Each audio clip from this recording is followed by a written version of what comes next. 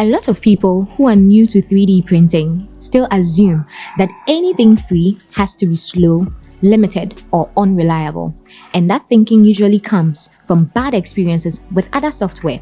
But that doesn't hold up here. The free slicers I'm about to talk to you about have quietly become some of the most dependable tools in the entire 3D printing world. You'd be surprised how many professionals rely on them every single day without paying a single dollar. So in this video, I'm breaking down 5 of the best free slicers you can use right now for your 3D prints. After watching, drop a comment and tell me which one works best for you and why. And if there's a weakness I didn't talk about, feel free to add it.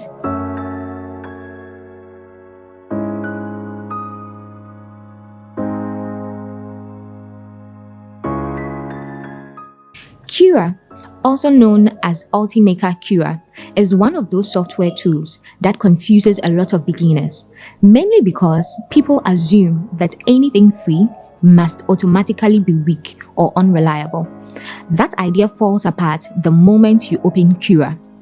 The software has been around for many years, and each update has stripped away the older issues people used to complain about, leaving behind something surprisingly stable and modern.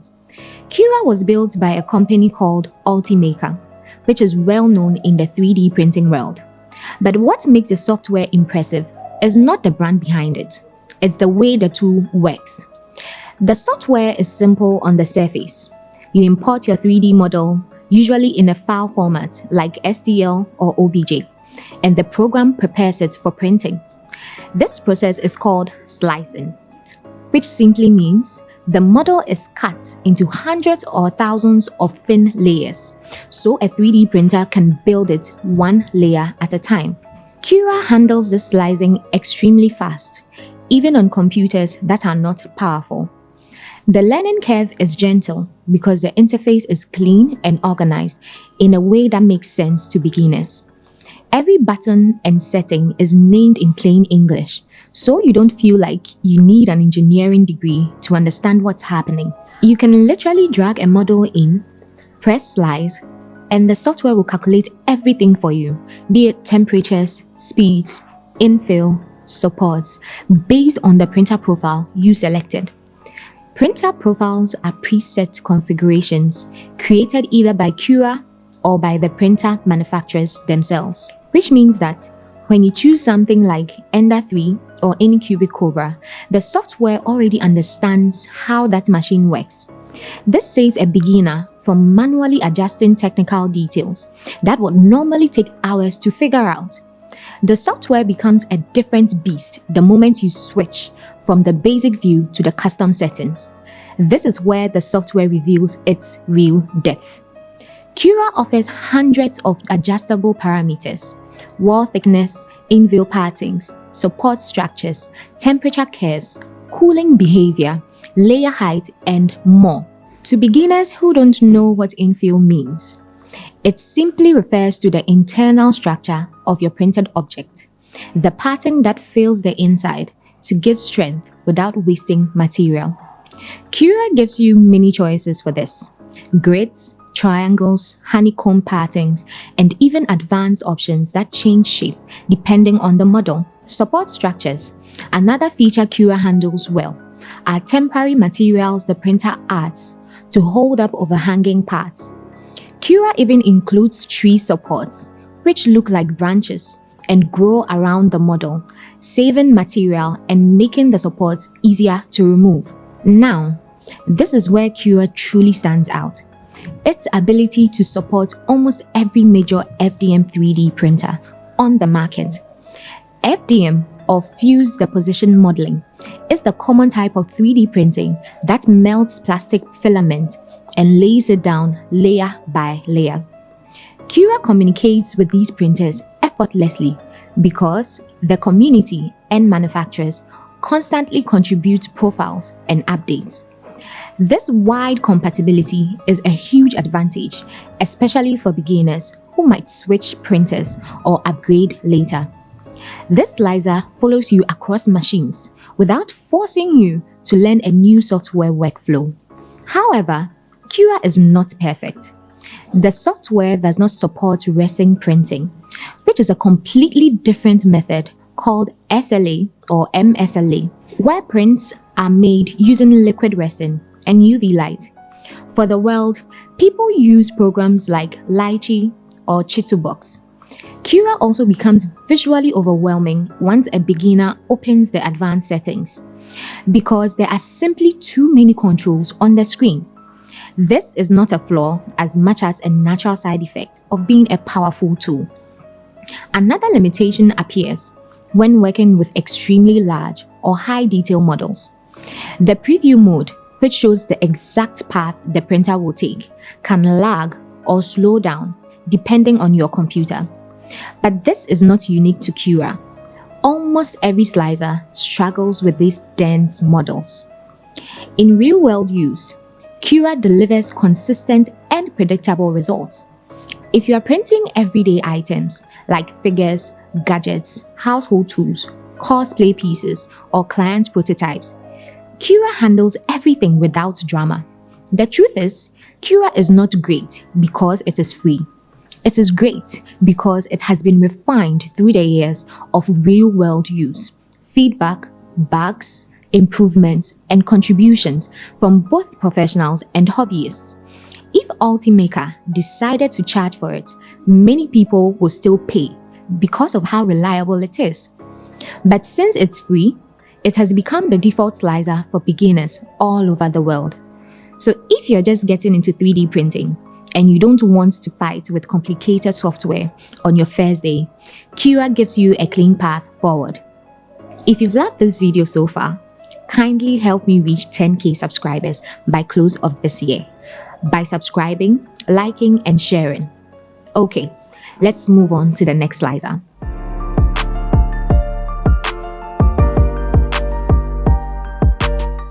Prusa Slicer is one of those programs that proves something very simple. Good engineering and good user experience always rise to the top, whether the software is free or not.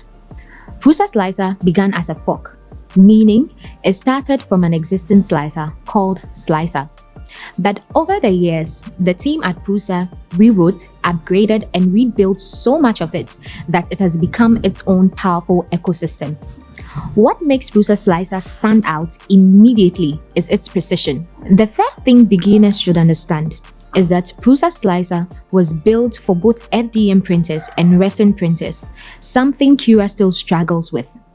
FDM printing uses melted filament, while resin printing uses UV-cured liquid resin. These are completely different technologies, and most slicers specialize in one. But Prusa Slicer handles both without confusing the user. This makes the software feel more unified, especially for beginners who may eventually upgrade from filament printing to resin printing.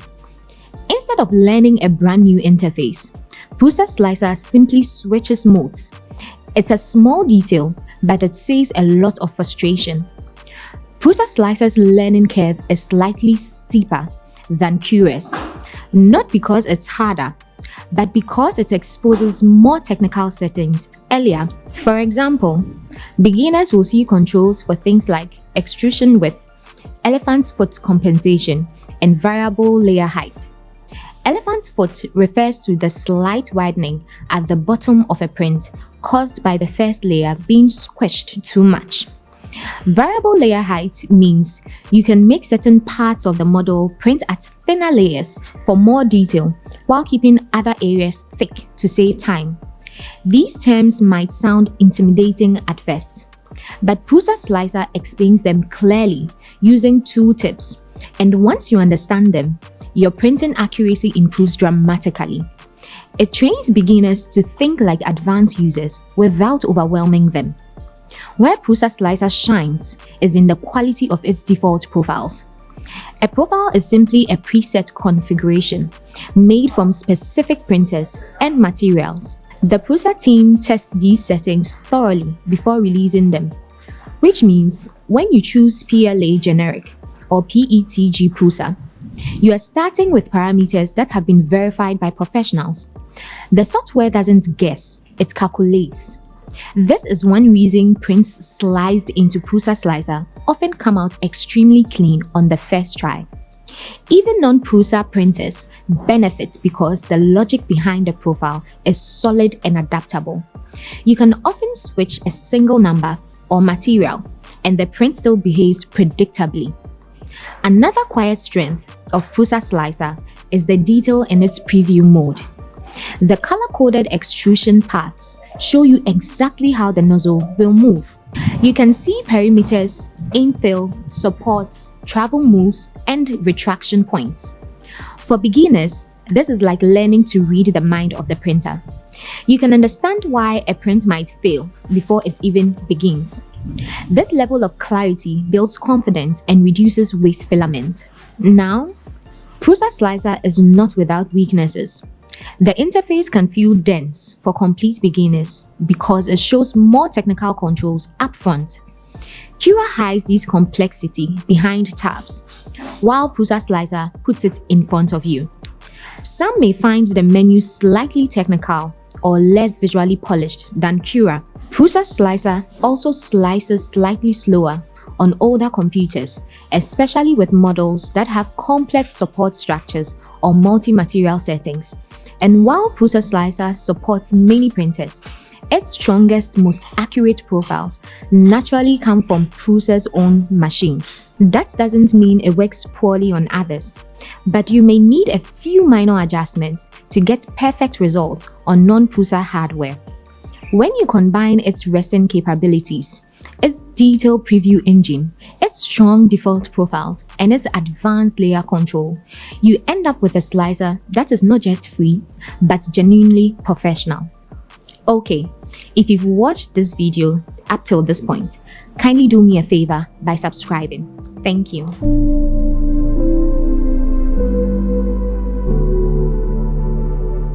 Lychee Slicer is one of those programs that quietly became a giant without anyone noticing at first, especially in the resin printing world.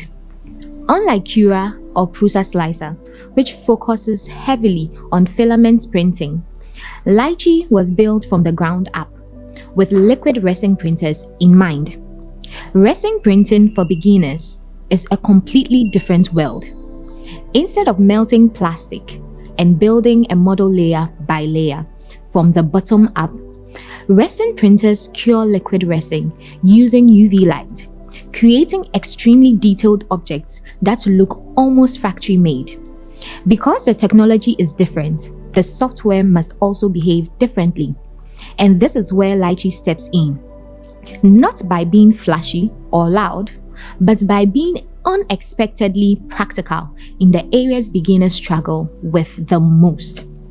The first thing that stands out with Lychee is its support generating system. In resin printing, supports determine whether your model succeeds or fails. These supports hold the model in place as it prints, especially during the early layers when the resin is still dripping off the build plate. If your supports are too weak, the model detaches and fails. If they are too strong, you destroy small details trying to remove them. Lychee solves this by giving you a visual interface that feels almost like sculpting your supports directly onto the model. You can automatically generate supports, but the real advantage comes when you switch to manual mode. Lychee lets you adjust support size, shape, density, and placement in ways that you feel intuitive. Beginners don't need to understand engineering principles to get good results. The software guides them through the process visually. Another important element is the island detection system. An island in resin printing is a small part of the model that begins printing in mid-air without touching any support structure. This causes failed layers because the printer tries to cure floating pieces of resin that have nothing to stick to. Lychee highlights these islands in bright colors so beginners can add supports exactly where needed. Instead of searching manually or guessing, the software shows every vulnerable part of the model.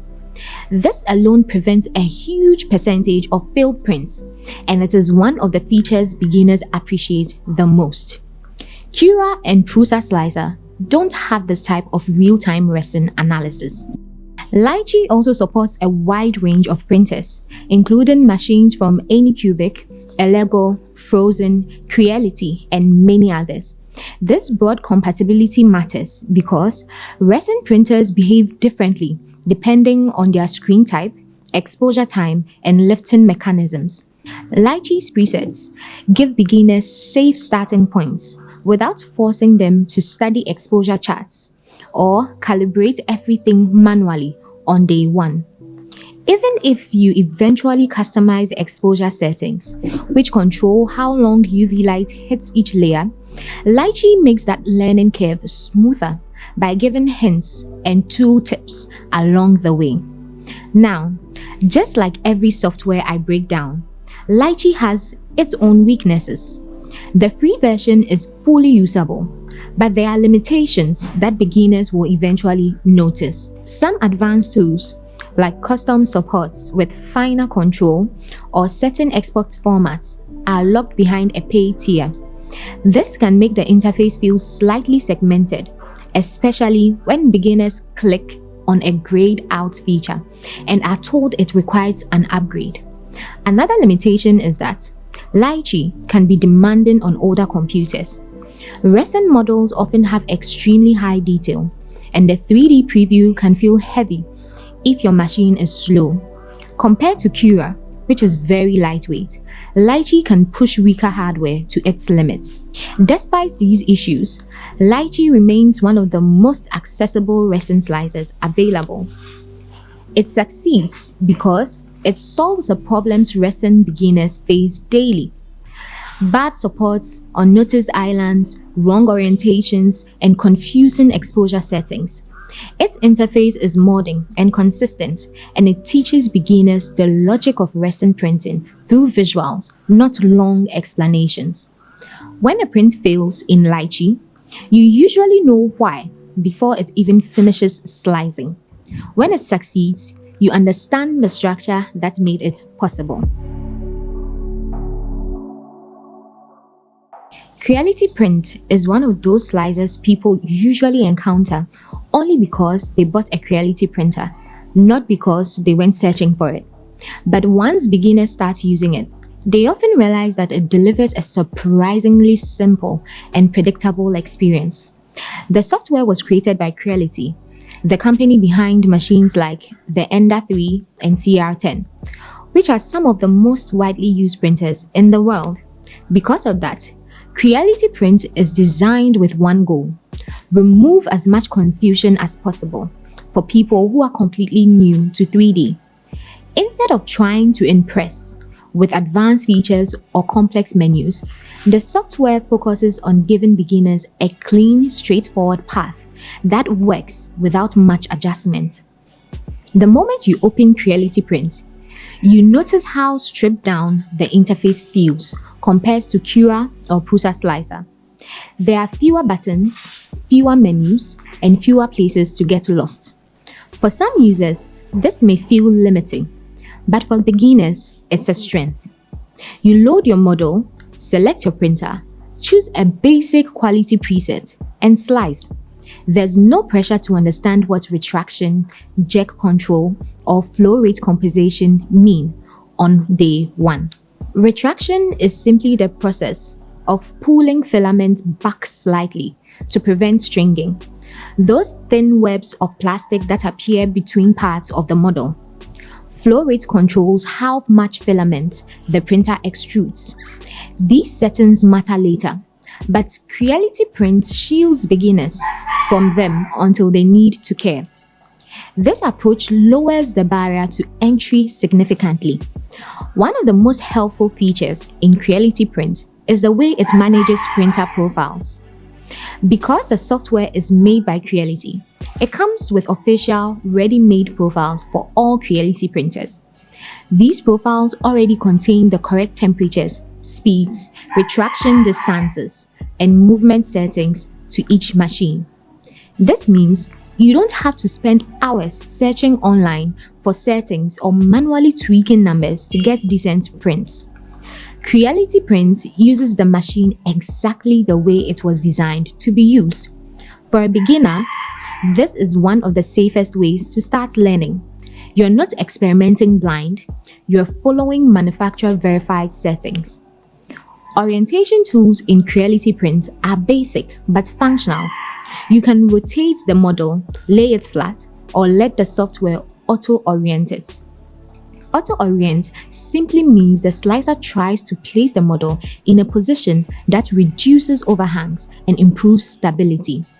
While not as intelligent as Lychee's resin-oriented system or Prusa Slicer's fine adjustments, Creality Print still offers a stable and predictable workflow for FDM printing.